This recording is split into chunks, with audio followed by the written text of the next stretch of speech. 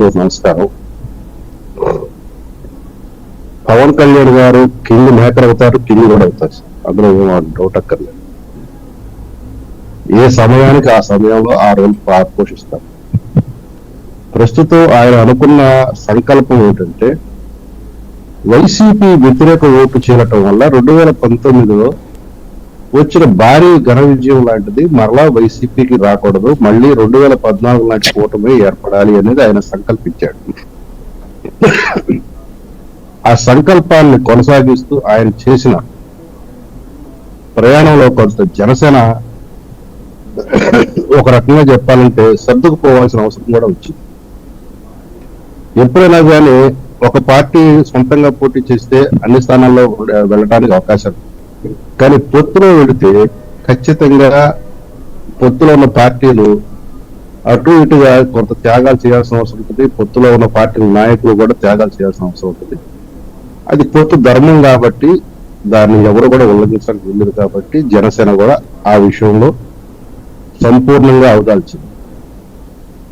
ఇంకొక మాటగా చెప్పాలంటే ఒకంత ఎక్కువగానే అవదాల్చింది. ఇందులో మా చౌదరి గారు కానీ రామ్ కుమార్ గౌడ్ గారు కొద్దిగా ఏదో ఇబ్బంది పడకపోతే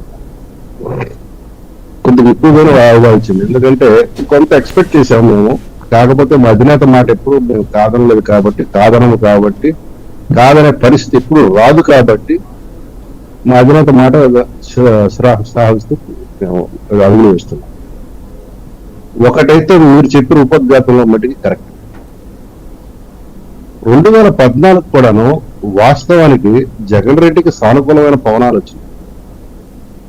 కానీ చివరి వారం 10 రోజుల్లో ఆ పవనాలని పవన్ కళ్యాణ్ గారు బలంగా తిప్పికొట్టగలిగారు.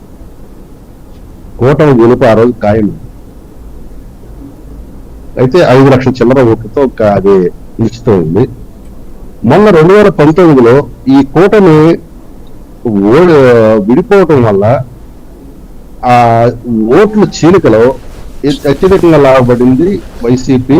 8,80,000 చిల్లర ఓట్లు తేడాతో అది 151 స్థానాలు ఊహించని విధంగా, ఎవరు ఊహించరు, ఈవెన్ వైసీపీ కూడా ఊహించని విధంగా అది గెలవడం జరిగింది. కానీ ఈసారి పెరిగిన ఓట్లు దగ్గర 25 లక్షల పైన గతంతో పోల్చుకుంటే. ఈ 25 లక్షల ఓట్లు అంటే అలా గత సంవత్సరం 2019లో 3,14,00,000 ఓట్లు పడితే ఈ సంవత్సరం 3,30,00,000 దాకా ఓట్లు పడింది సార్. 3,34,00,000 ఓట్లు ఈవీఎం ద్వారా పడి